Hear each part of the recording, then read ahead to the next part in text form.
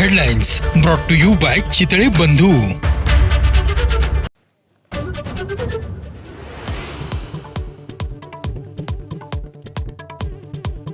पुण्यात पावसाचा जोर वाढला. भिडेपूल पाण्याखाली. हिंगणे खुर्द पर्वती भागात वस्त्यांमध्ये पाणी शिरलं. खडकवासला धरणातून 2000 क्युसेकनं विसर्ग.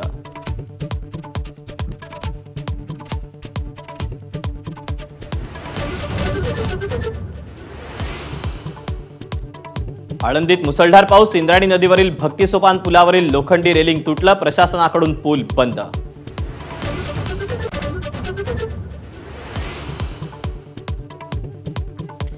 नाशिक शहरातील गोदावरी नदीला पूर. भांडी बाजार परिसरात शिरलं पुराचं पाणी, तर पुराच्या विळख्यात अडकली एक चारचाकी.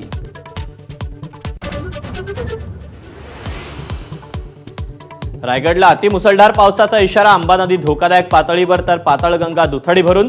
रोहा आणि सुधागड तालुक्याला मोठा फटका. शाळांनाही सुटी.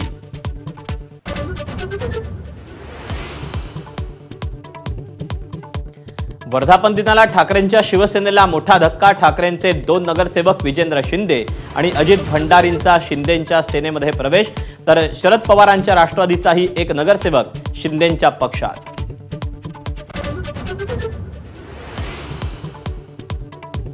ठाकरेंच्या 22 नगरसेवकांना फोडण्यासाठी शिंदेंच्या शिवसेनेकडून आमिष.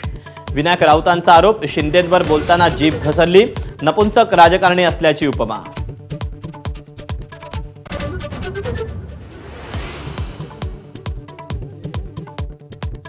शिंदेंच्या शिवसेनेकडून मनसेसोबत युतीच्या हालचाली. उदय सामंत विशेष प्रयत्न करत असल्याची सूत्रांची माहिती. शिंदे राज ठाकरेंना स्नेहभोजनाचं निमंत्रण पाठवणार असल्याची माहिती.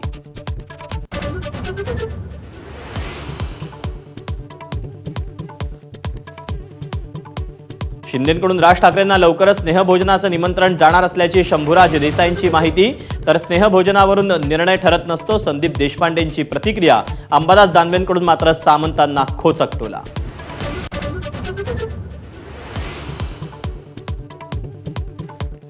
59व्या वर्धापन दिनानिमित्त दोन्ही शिवसेनेचे आज मेळावे. महापालिका निवडणुकीच्या प्रचाराचा नारळ फोडणार. मनसेची युतीबाबत उद्धव ठाकरे काय बोलणार याकडे लक्ष.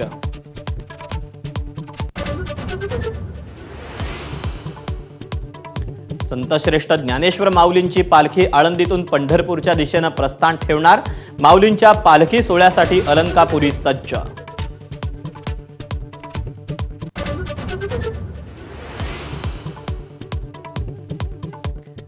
वर्ल्ड टीम ब्लिट्झ चॅम्पियनशिपमध्ये नागपूरची बुद्धिबळपटू दिव्या देशमुखची बाजी.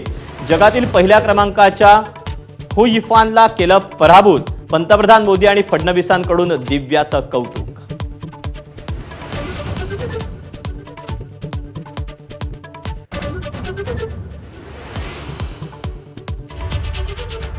नमस्कार, मी दीपक कोळसुले. संध्याकाळचे 5 वाजता